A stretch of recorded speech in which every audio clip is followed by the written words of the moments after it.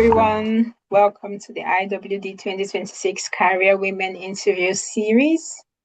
For this year's IWD 2026, the theme is titled Give to Gain. And this really invites us to have conversations and really rethink how women build influence, resilience, and longevity in their careers. And today we have the phenomenal Jennifer Oyelade of Transcripts Consulting, a global voice in recruitment, employability, and talent development. And we'll be exploring conversations around how women can sustain meaningful careers across life seasons and how they can, through mentorship, collaboration, and value creation, become a pathway for long term success. So, Jennifer, welcome.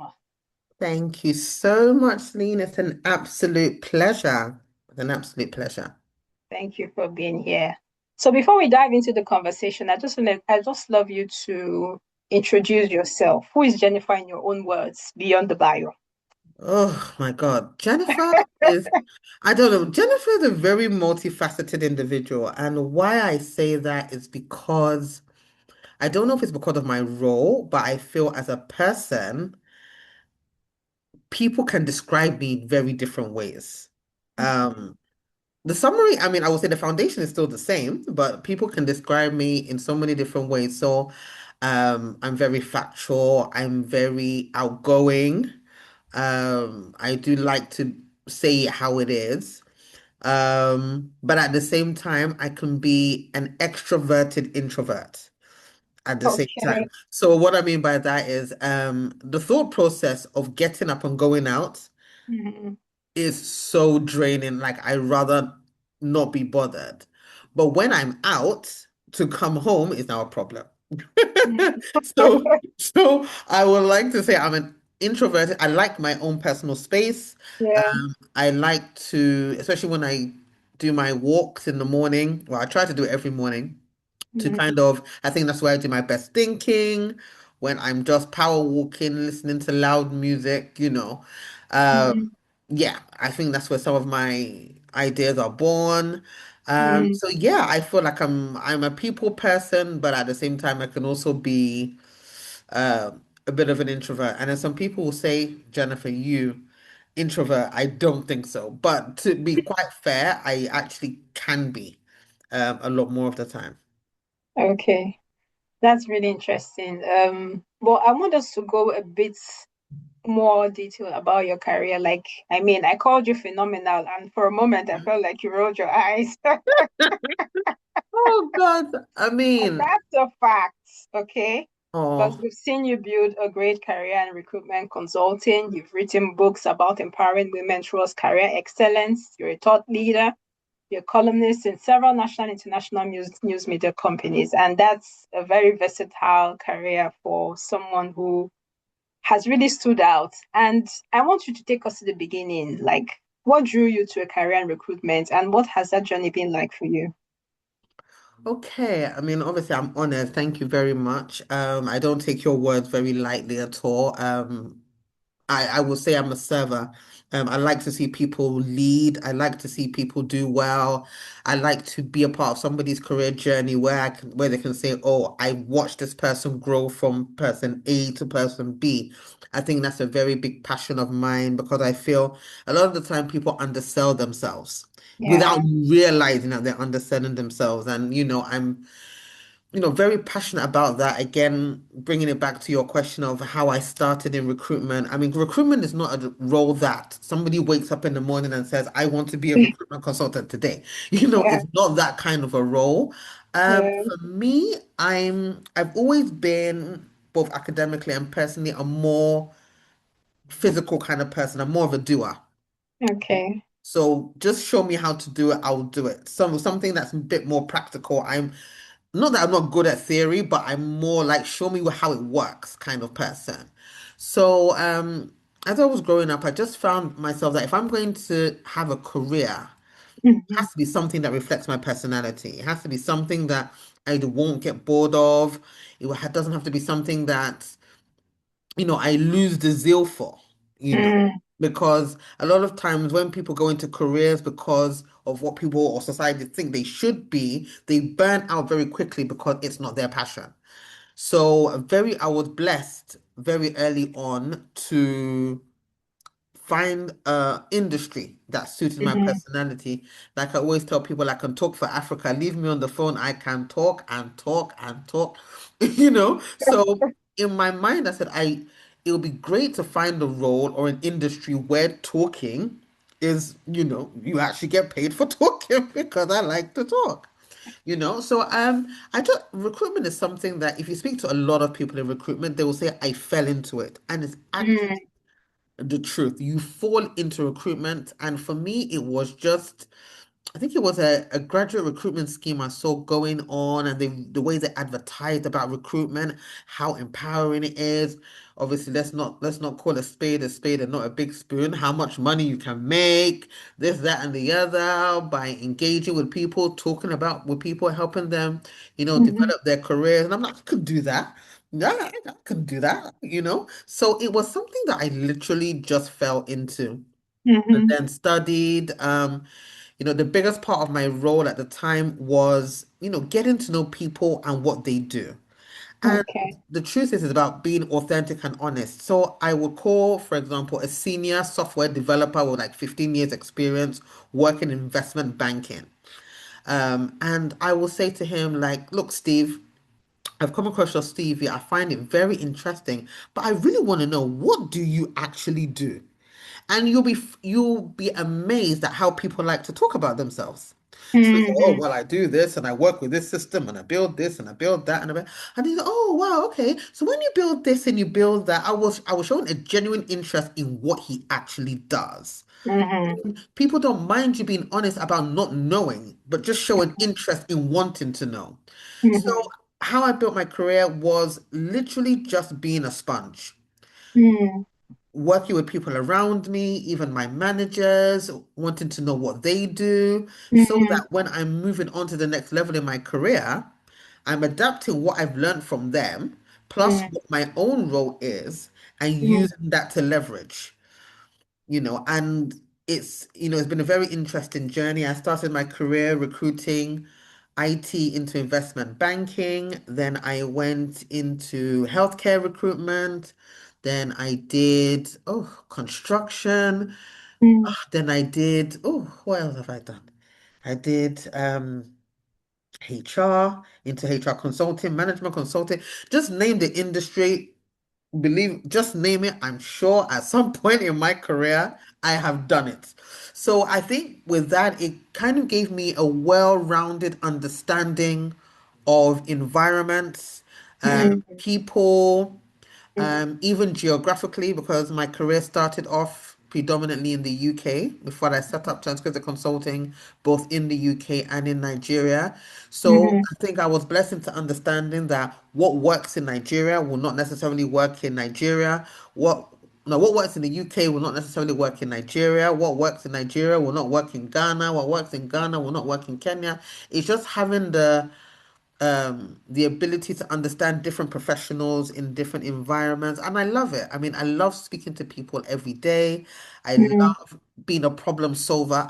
Identifying where the problem actually is and Mm-hmm. seeing how we can navigate Mm-hmm. not necessarily a problem, but that stuck gap, okay, I want to progress. How am I going to do this? What is the plan? Yeah, and it's been a very interesting journey. Um, and yeah, I wouldn't change it for anything. It's been something that um I'm passionate about. Every time I go to bed, I wake up in the morning, it's the same thing. I'm thinking about the same things, or how can I better my service delivery? How can I better um, my processes? How can I better my approach? Because I feel like you can never stop learning. So I Mm-hmm. think for me, my career starting to date has always been service led, Okay. something to do, how can I help individuals? Because I believe, like, for example, it fits in very well with this year's theme for IWD, gain to give to gain. So I've Yeah. always seen myself as a giver. Mm, In return for me gaining is I'm actually learning from the individuals I'm helping. mm. So it's to them they see, oh Jennifer, thank you, you've helped me. God bless you. I'm saying God bless you because because as I'm working with you, I'm learning as well. And I believe with that knowledge, just impacting it in various capacities has really been a blessing for me. And the gift of understanding people. I have a very unique gift of just Mm, understanding people, um, not so much also about what they say, but what they yeah. don't say.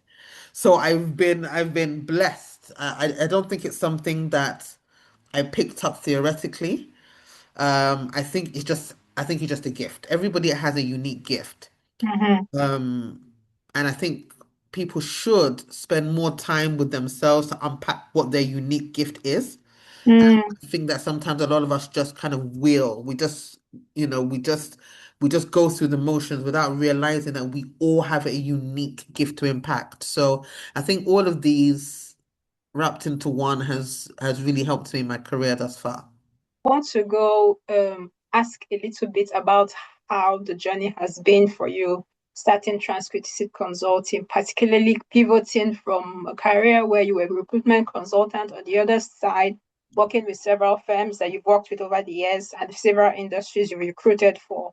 What were some of those early barriers you probably faced starting your own firm, and how did you navigate the season where you had to pivot to now having your own firm and doing recruitment consulting on your own? So, talk to me about those barriers you faced, the transition. What was it like, and what were the things that you did that helped you have a bit more of a smoother landing compared to where you are now? Yeah. So, look, Okay. So, I mean, that pivot was not easy at all for many mm, reasons.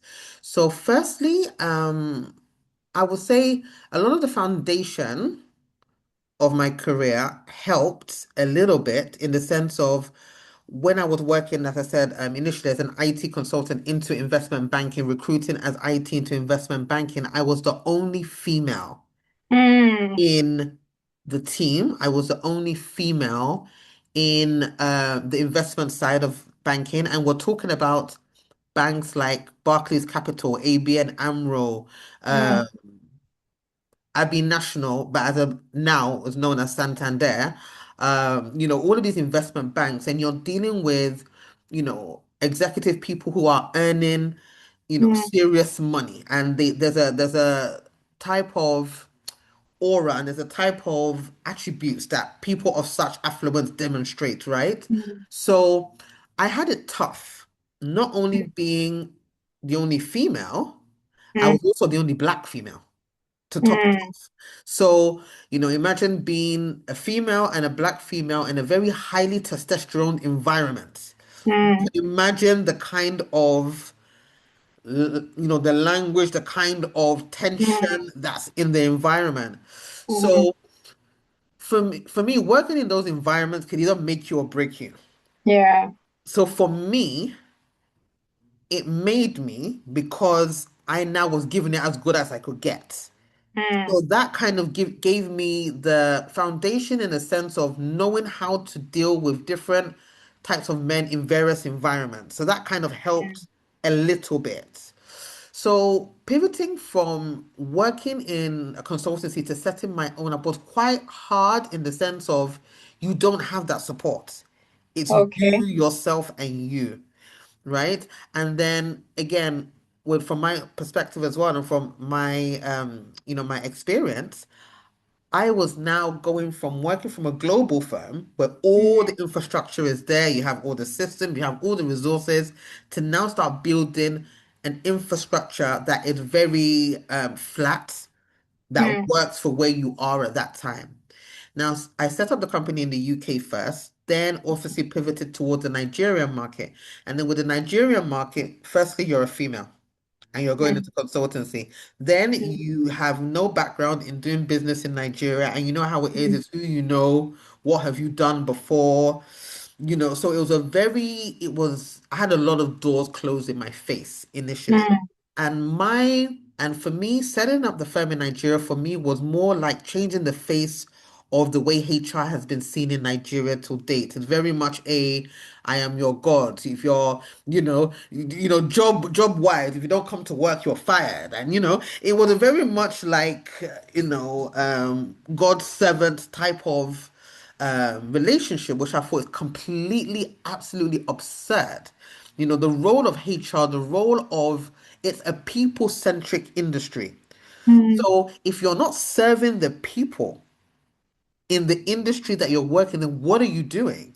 mm, So for me, it was to change the face of the recruitment, the HR personality, the HR, the HR system and the way, people perceive HR to be. I remember when I was coming into Nigeria market, the first thing I did was acting like a candidate looking for a job.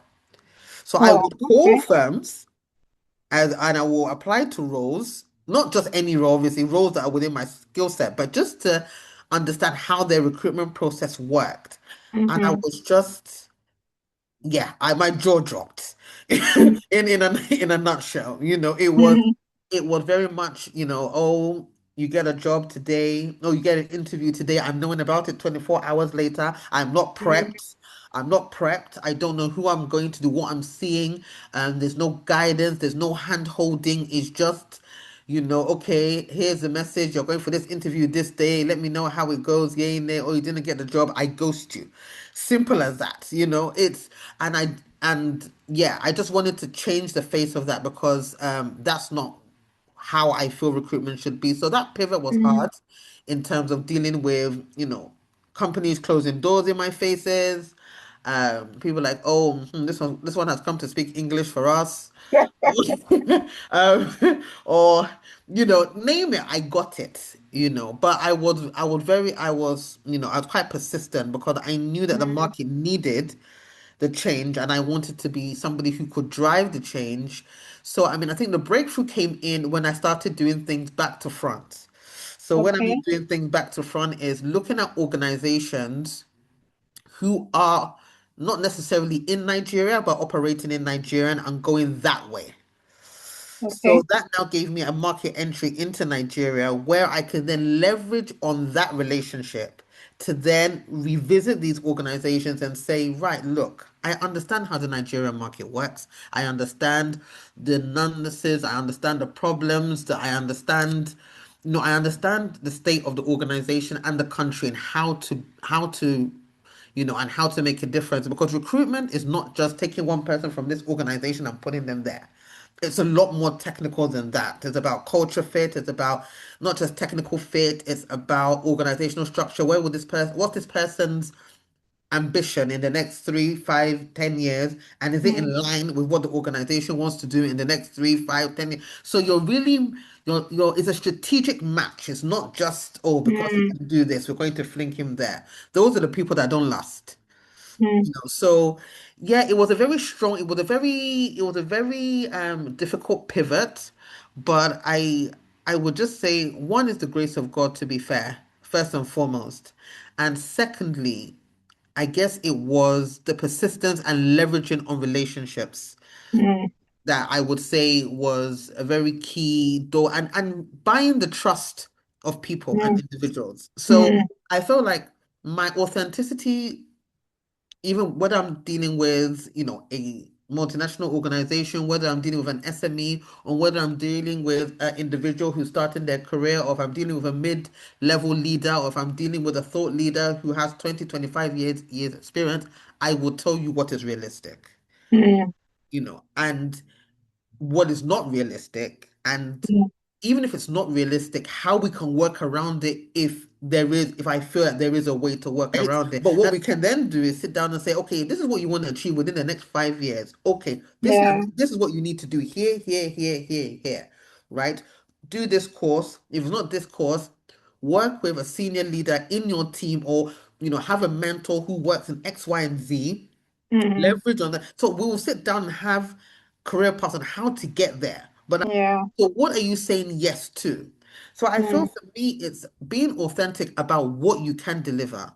mm, Secondly, I feel it's about being flexible in your approach. Mm-hmm. Because different circumstances, be it an organization, being an individual, I like to offer bespoke services. Bespoke meaning that what may work for you, Celine, might not work for Toby, may not work for Andrea, may not work. So it's understanding the individual and not just Mm-hmm. selling somebody something just because. Mm. My buy-in is more of a consultative approach. Even Okay. as a consultancy, that's what we do. That's why sometimes I don't even like the word agency. Because Mm. for me, agency is just transactional. I give, you sell, you buy, you go. Mm. Whereas with me, throughout my career and Transquisite as a whole, it's more of a consultative service. So why do you feel you want to do that? Or why do you feel this career path will be best? Or, let's unpack that. How, Mm-hmm. why, what, who. The more you spend time unpacking individuals and organizations, the better in tune you are with what they actually want. So that means Mm. you're feeding into what they want and not what you think they want, or just being more financially focused that you're actually missing the whole point in particular. So I Mm. think that has been a real game changer for me. And again, going back to the gift that I naturally have of, I like to ask questions and say, why do you feel that that will work for you? Or, what is it about this profession that drives you? Or, why, even when I'm speaking to clients about roles that they're Mm. recruiting for, some clients say, oh, I want a male who is between the ages of this one and that. And I say, why? Mm. I will ask you why, because I want to understand your thought process Mm. behind why you feel that the best candidate for this role must fit this specific criteria. Mm. So I feel that I'm not afraid to ask questions. I'm not afraid to push back. Mm. Um, obviously push back in a very, not in a very forceful way, but in a way to understand you as an individual, the way you think as a Mm. thought leader, and also your organization to see whether the people I find will be even right for this culture. Mm. So I feel like that exploration side of me always wanting to know and being more solution based, I think that's probably what's worked for me thus far. Okay, that's really interesting. But I want us to look now with a focus on women. You've worked with all kinds of people, different genders, different racial inclinations, different walks of life. From a recruitment standpoint, what do you think differentiates women who sustain long-term career longevity in terms of success? And what have you identified as some of the misconceptions women have about sustaining a long-term career? Okay, that's a good one. So yeah, so I definitely have worked with like you rightfully said, a diverse um palette of women from all backgrounds, races, demographic, name it. And I find that different demographics have a very multifaceted way they see career sustainability. Mm. So, um, I would say that I'll start with the misconceptions that I feel that some women have is that they cannot do it all, Okay. right? Or the fact that, and when I mean they cannot do it all in the sense that they feel that one area Has to will feel. will suffer because they're Yeah. focused on A. But the truth of the matter is that we're naturally built to Mm. be multifaceted women. From birth, it's in our DNA, right? Mm. We're mothers, we're daughters, we're children, we're Mm. sisters, we're cousins, we're colleagues. Mm. And with all these roles that we have, we are wearing multiple hats to execute them. There are different Mm. levels of emotional intelligence we use in every single each of these roles that we play on a Mm. daily basis. All Mm. different hats that we wear, and we can excel at them. I think what we feel is that it's the time. I feel like our time management, or in terms of time management, is the way is our mindset around these things. Because what I find Okay. is that as we're evolving as women, we want Mm. more, and it's great to Mm. want more. But now and the thing about wanting more is that sometimes we feel resentment because sometimes we look at the man and we'll say, well, I mean, he's just providing. He goes to work, he comes back, he's looking for his dinner, and while I have to sort out my whole entire life and the kids, I still have to cater for my husband too. Whereas for me, I feel that we have to build a system for ourselves that work for us individually. Okay. So my system may not work for your system. I think remember very recently we were having a conversation. I say sometimes I could be very nocturnal, right? So, and that for me is because some of the times I want to get into my deep work, night Mm, works for me because everywhere is nice, it's quiet, my brain is on. I think it's not that I don't do well during the day, but the things that I know my brain can handle during the day are the things that I put my attention to, i.e., motherhood, whatever work and everything. Then I create my time to focus on what I need to do. Now, mm, even if you have a 9 to 5, it's still very feasible. I know a lot of women that have a 9 to 5, but at the same time, they have a passion that is mm, also a side hustle. And I mm, also encourage women at the same time to say your side hustle can actually be your main hustle if you mm, actually if you actually balance it well. So for example, if you're an accountant as a profession, who says that you cannot be a freelance accountant for somebody who has an SME as long as there's no conflict of interest with your current organization, then why can't you use your core skill to bring mm, extra revenue? But I feel some women, we don't think in that way. We just feel like, oh, because if we have to make more money, we have to go so far out in order to do so. But we can mhm, use what we have, what God has given us to be. Our subject matter expertise can also be our side hustle. mm, So I feel like the misconception with women is that we're sitting down and saying how can we generate that extra revenue, and we're mhm, thinking far and wide when really we don't have to think far and wide at all. What we have inside us as we are right now mhm, is can sustain our careers, and it can open the sorry, it can also open the doors to other opportunities. So like mhm, I say to people, when your office closes at 9 to 5, who are you? mm, When the doors of KPMG closes or the doors of so and so organization closes, then who are you outside of that organization? And this is where I feel that some women get a bit stuck because they feel like, oh, I've been in this organization for 5 years or 10 years. I haven't moved on. I haven't mm, done X. But you can strategize and be a subject matter expert serving individuals who mm, actually need your services. So I feel that career sustainability is what you make it as an individual. mm, Looking at your current life and the dynamics of your life and being very intentional about your time, being very intentional about what you want to build. So when I even have consultations with women all the time, I say, so tell me, what do you actually want to do? Where saying is that you have to define what you want mm, and build your sustainability channels around you. mm, I think that's the best thing. So like I always say to people, in terms of career development, right? You can go in two ways. okay. You can go vertically, you Mhm, can go horizontally. Did I do that right? Horizontally, yeah, horizontally, vertically. So using two modes of transport, right? You have a rocket. When a mhm, rocket goes to the sky, it goes vertically right up, right? When mm, you're in an aeroplane, it will run along the tarmac and it will mhm, go up. mhm, Both of them are going to the sky. They're going mhm, exactly the same place. It's just that one is going this way and the other person's going that way.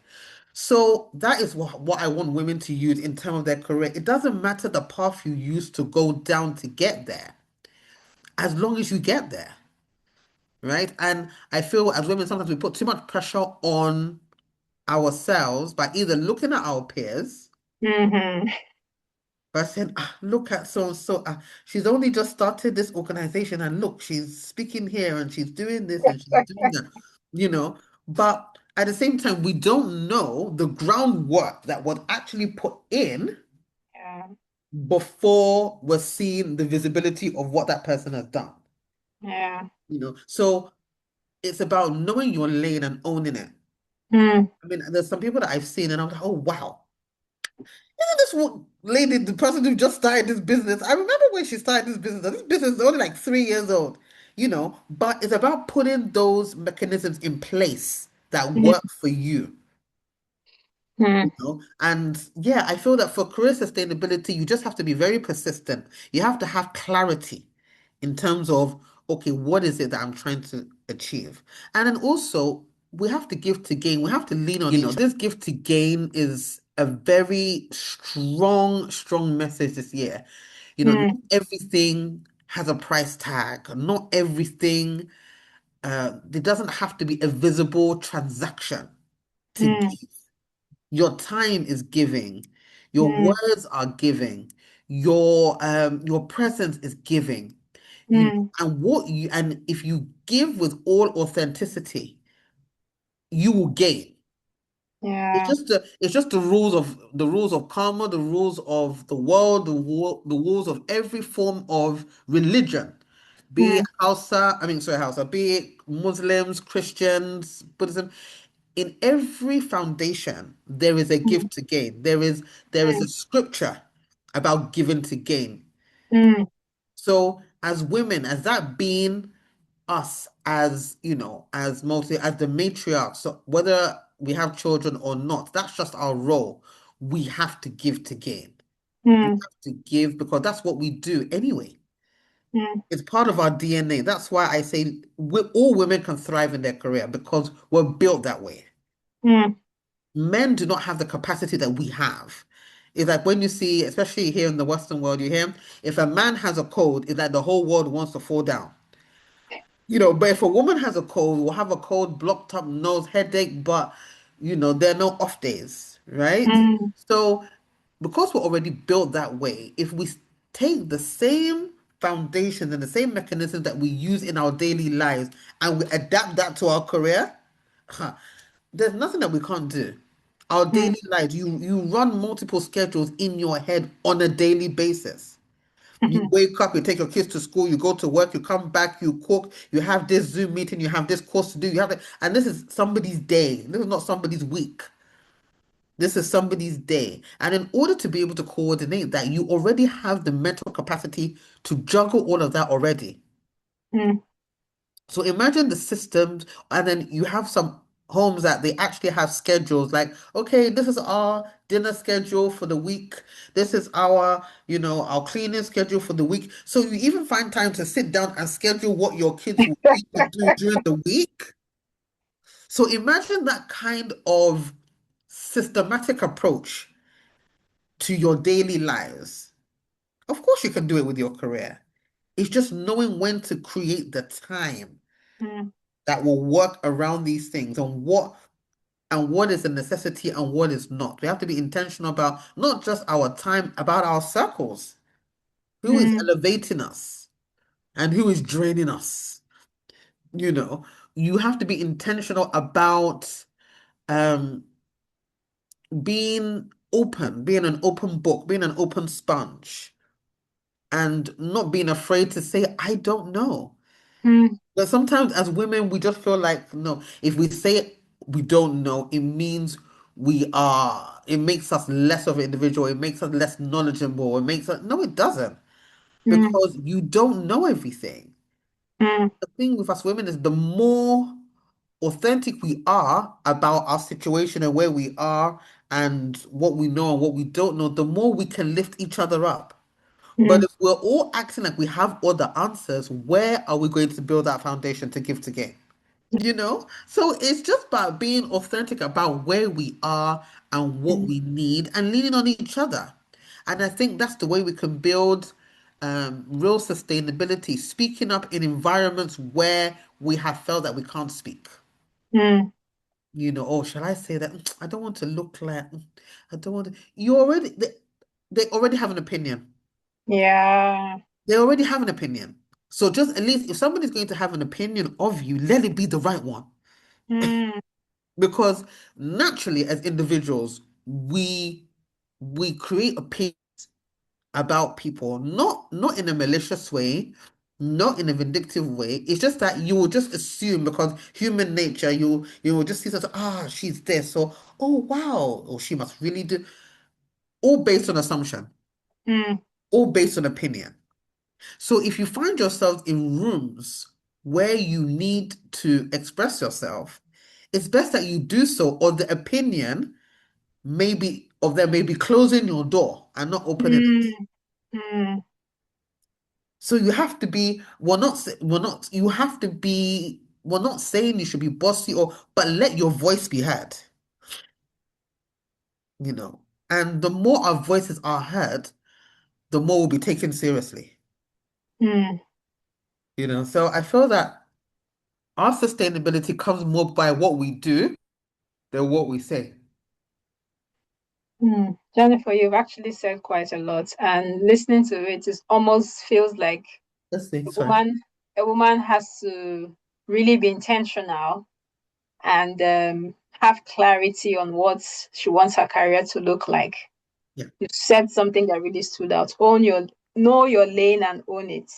Yeah. So if you don't have that clarity to know what your lane is, it wouldn't be possible to own it. But let's also be realistic, Jennifer. Yeah. You know that women go through several seasons in life. It could be motherhood, it could be Yeah. caregiving, relocation, health challenges, career breaks, and this season has its baggage of setbacks and pause time from careers. How do women navigate these seasons without losing career momentum and also maintaining relevance during these transitions? And I want you to be really, really practical in terms of explaining how you navigated such seasons. Either of them could have been motherhood, caregiving, relocation, health challenges. What would you recommend from a very realistic standpoint? Some of the things women face that may not really put them in a space where they are open to actually be clear about their lane and owning this career and having that sustainability front of mind because they're in a season where they're not even thinking about their careers. So I how would they manage those pause seasons in their career, but then they don't lose out because they're managing things that does not prioritize careers at the time, but then they still need to maintain that momentum and then be relevant till that passes by and then they get back on the career ladder. What would you really recommend practically from your own okay. experience navigating any of such seasons? Okay. Practically, because I mean, I've been, I'm not, this super machine. I've had times where I've fallen off. Yeah. I've had times where I think I went quiet for at least, I think almost, no, it wasn't up to 2 years, I think. I think it was about a year or so, right? So, um, I've navigated through motherhood. I mean, Mhm, I I got married and had my first daughter all within the space of a year. Was it a year? So mhm. you can imagine it's literally I went from the church to the delivery room, literally. Right? And it did throw me off because first and foremost, that was one of the earliest years of me starting transcription consulting. So you can imagine, Okay. I've left a full-time employment job, a very well-paying job for that matter. I can't even lie. Um, to now bootstrapping with a baby, Mm, newly wedded, transitioning between the UK, Nigeria, and it was real, right? mm, I suffered from postnatal depression.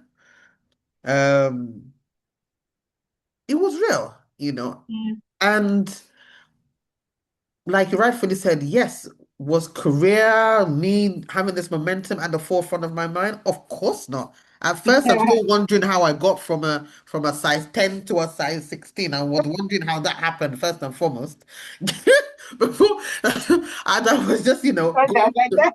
going through the motion because especially when you're going through things like postnatal depression, you're not even thinking about the way you look. Is by the time your eyes come down Yeah. and you're like, hold on a minute. Well, it's bye. almost like you've just been living in a trance, and one minute you're like this, and the next minute you're like, whoa. So yes, was career at the front of my mind? No. But Mm, I would say realistically for me at the time, while I was still trying to navigate the early months of motherhood, I was also very, I was also very, I wouldn't say intentional, but I didn't completely take my foot off the brake by at least surrounding myself, whether it's like not podcasts, but like I still kind of kept my, kept my eye, no, I wouldn't say my eye on the industry per se, but I just didn't look at it like this is the end of the road.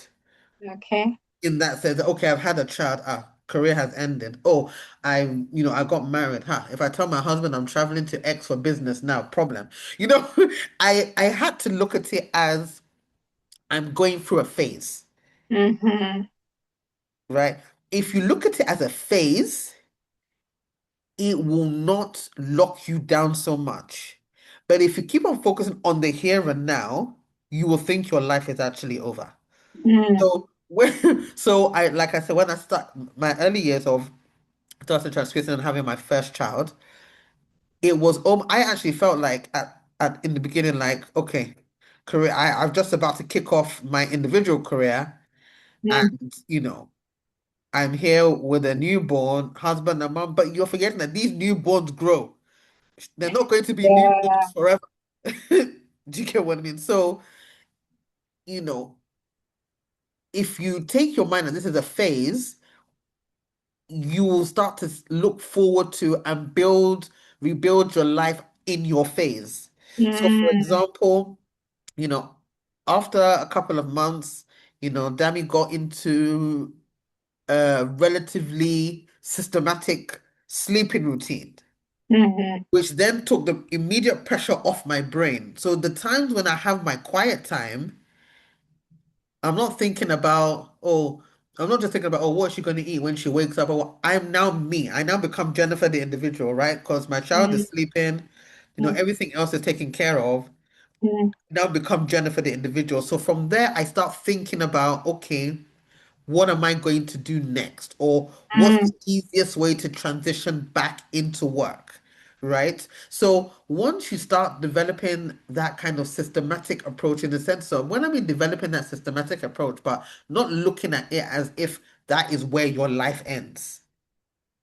You have to look at it as it's of a course. phase. So once I had gotten her into a routine, I was able to do things for myself and for my business Mm, outside of her routine, mm, slowly but surely. And as that was going on, she was growing.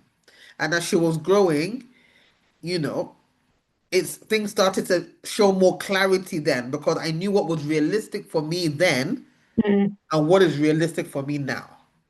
So then when she was like 2 or 3, I can't just be saying I'm jumping on the plane to Ghana for a conference meeting. No, because where am I putting my child? Whereas then, if they call you today, you just put on your coat and you're out the door, right? So then your clarity then starts, your priorities, everything starts to change and it comes naturally. It's not even something that you have to sit down, and get a pen and paper and start jotting down. Naturally, as women, we start to adjust our mm, career goals, our lives according to our situation. And that's why I still boil it down to when I say it's the individual. So mm, you've got to know, what works for you. So, and here I am 14 years later, and she's not the baby that I used to be pulling my hair out about 14 years ago. Then on top of that, I now had another daughter. And by that time, it was a lot easier with my second than it was with my first. okay. So with my second, funny story, the same hour I gave birth, and I'm being literal, the same hour, I'm there breastfeeding and I'm sending an email with my left hand. Mm, One midwife walked past my bedroom. She now walked back and looked at me like she couldn't believe that I'm breastfeeding. I literally mm, gave birth about maybe an hour or 2 hours ago, mhm, and I'm sending an email on my tablet. So she mm, said to me, this is not your first time, is it? I said, no. She said, yeah, I get it. So, so, so again, the reason for that story is that as you go on, you start doing what works for you. So the Yeah. second time was a lot easier for me than the first because the first I thought I was gonna I literally was like, oh my life is over. Oh my God, my life my life is over. But the minute the initial shock phase of that life-changing moment happens, you start to say, okay, well, actually, it's not that bad. Naturally, your mind starts to shift. There's no light bulb moment that says, oh, Mm, wow, right? Your life just naturally starts to take its own shape. And then before you know it, you've got a system going. So we all get in those stuck phases, but mm, it's sink or swim, really. mm. And that thinking of swimming is that it is a phase. Even in the Bible, they say this too shall pass. Yes, yeah. You get what I'm saying? So, yeah, anytime you get into that stuck phase, for me, it's just that I said that it's having to believe that this is not my end. Mm, Just going through a phase where I don't really know right now. And sometimes it takes you going back to the drawing board. And there's nothing wrong with that. mm, There's absolutely nothing wrong with going back to the drawing board because going back to the drawing board is not starting again. I call it realignment. I don't say you're starting again because you've already got the experience, you've already got the exposure. Because you've taken a step back to pivot, that doesn't mean you're starting again. It mm, just means you're realigning your experience to a path that better suits the person you are now as opposed to the person you are then. mm, That experience doesn't go unnoticed, it doesn't go unvalid. You can even still leverage on it, but don't see going back to the drawing board as I'm starting from scratch. mm, So a lot of these things is all in the mind. It's all in the mind. mm. That's really interesting. I mean, like you said something that really stands out, and I think that's the key thing. Look at it as a phase. It's not the end. A lot Mm, of women actually get stuck in the fact that they see that phase as the end. There's nothing that can happen to me beyond being a mother. yeah. But looking at it, having a mindset model that this is just a phase, this too shall pass, and I'll Mhm, move on to something else. That's just the mhm, mind frame to have, and it's really impactful that you've identified it as what women should be thinking about in mhm. any of these phases, whether it's Yeah. health challenges, career breaks, or motherhood. Yeah. I also wanted to add to that as well and say that even within ourselves as career women and sustainability, Mm, don't look when we're looking onto greener pastures, sometimes we tend to fixate ourselves on the role, the okay. title. So what I title in the sense of, okay, maybe if you are, let's say, I don't know, a business development manager and you see a Mm-hmm. role that said head of strategic partnerships, for example, Mm-hmm. you will think, our head of strategic partnerships is a bigger and better role because of the title, right? Mm, And you will then start second guessing your own capabilities because your title does not reflect that of a title in another organization. mm-hmm. And that can also create resentment amongst other women. Mm-hmm. And also, it can actually be misconstrued into your own expertise. What do I mean by that? In the sense of, I'll use the title marketing, no, marketing, I won't say director. Let's say marketing. Yeah, let's just say a marketer or marketing assistant or a marketing manager, for example. Mm-hmm. Now, no, sorry, a marketing executive. Let's use Okay. the title marketing executive. Now, a marketing executive in Nigeria, right, Mm, will be a junior individual who's working for Zenith Bank, saying come and meeting people in various organizations, saying come and open an account with us, so on and so forth. They're marketers. That's what they do, mm, right? Now, that same title, marketing executive. in the UK is somebody with a corner office earning 300,000 pounds with with a bonus of probably another 150,000 pounds, with all different perks and so on, but their title is the same, marketing Mm, executive. In two different regions, mm, means two different things. So what am I saying about this in terms of career sustainability? When you have that clarity on what you want to do, look at what the role entails as mm. opposed to what the job is called. Okay. So with that, will determine the kind of clarity that you seek to know exactly what you want to do.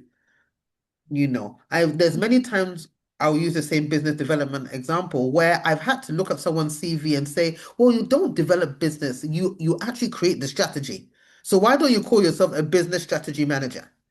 Mm, So it's about women understanding exactly what it is they do and what they have to offer. What is their own unique value proposition mm, that I can buy into, you can buy into? Celine, what do you want to be known for? If someone says mm, to me, oh, I'm looking for a corporate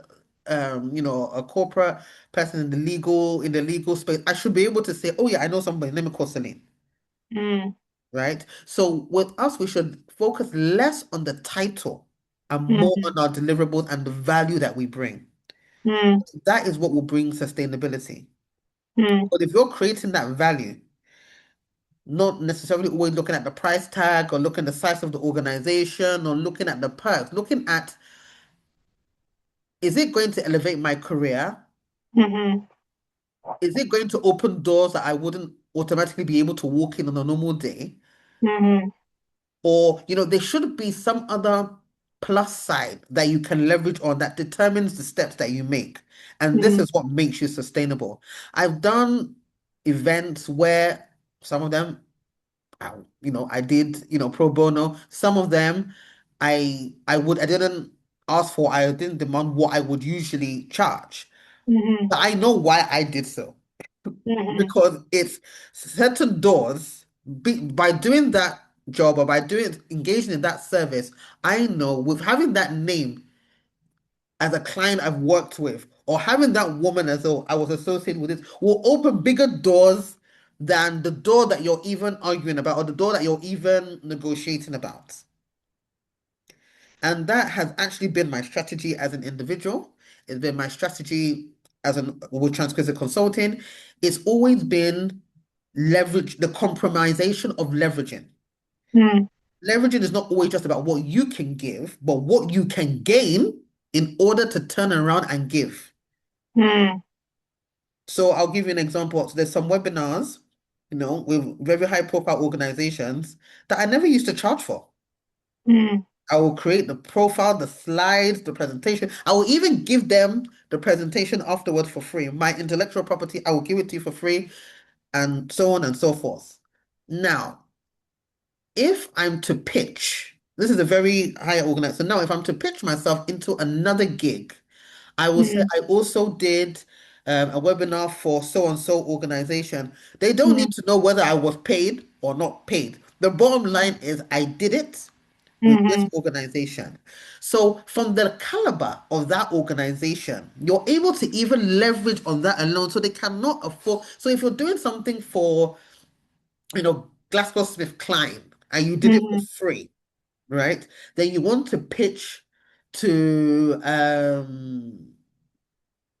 I don't know, another company, for example, that's in the same line as them, Pfizer. That's what I was thinking about, Pfizer now. Right. mm, So if I said, oh yes, I'm Jennifer, I've done this in HR, I've done this consultancy, that consultancy. Last month I was actually on the panel on the future about work with GlaxoSmithKline, where I was speaking to 500 staff and so on and so on and so forth. So by the time you're asking me my fee in your head, I've just finished doing a webinar for your competitor. So before you start bringing out your calculator, my friend, you should know that, you know, mm, you're not, you already know the caliber of the service I can deliver, right? So mm, sometimes look at relationships as opposed to mm, what you can gain immediately. mm, Gain doesn't necessarily mean you're gaining it here and now. It can be 3 years down the line, 5 years down the line, 2 years down the line, And like I said, it works, it works. Authenticity and giving without the fact of what can I gain in the short term actually mm, will sustain your career for the long term. mm, I'll use my example. A lot of clients I've worked with today were once my candidates. mm, They started the job as, just a normal member of staff. They became a hiring manager. Who do you think they're going to call? mm, Jennifer, we're recruiting for this role now. We already have a relationship. They've already seen my expertise. I placed them in that organization, so they know I know what I'm doing. And then now they are now my clients. Somebody who I now helped get a job is now my client mm, because the relationship is there. So I've worked with people that they say, "Oh, Jennifer, you got me a job 10 years ago." I'm like, 10 what? I said, has it been 10 years that you've been in that company? And they're still there. mm, I have a number of people like that, because again, it's about relationships. And then they will refer you to other people and they will refer you to other people like mm, that because people will buy into authenticity. mm, Sometimes they even ignore price because the authenticity is there. The deliverables are there. So, and that's why I say be unapologetically you, because you'll be surprised that people buy more into authenticity than them looking at you is in your feeding into the market. You should be a supply to the demand. mm, As you are a supplier to that demand, ensure that if your supply is authentic, you will always be in demand. mm, You'll always be in demand. The only way you won't be in demand is if your feed is without that range. But that doesn't mean that they will not come back to you. It's when they've got their pocket together, they will shall come back to you, at the end of the day. So it's just about understanding who your consumers are. And even though it sounds like I'm talking from a marketing perspective, I'm talking from a female and woman perspective. Who are your yeah, consumers as a woman? Is it the younger generation? Is it students? Is it women or is it women who have SME businesses? Is it people from a specific sector? Who mm, who is your target consumers mm, as a woman? Whether you're in, even if you are an accountant talking to female graduates in a mm, university, those are your consumers. Identify who. Then what's your message? What are you trying to deliver? How? And the how, you may not know it all at once, but start from somewhere. mm, Then it will build itself. Because again, leveraging on relationships, understanding what your supply is, what the demand is, who can do this? I don't have expertise in this area. But there's one lady that I met when I went to so and so and so and so. Let me bring out her business card.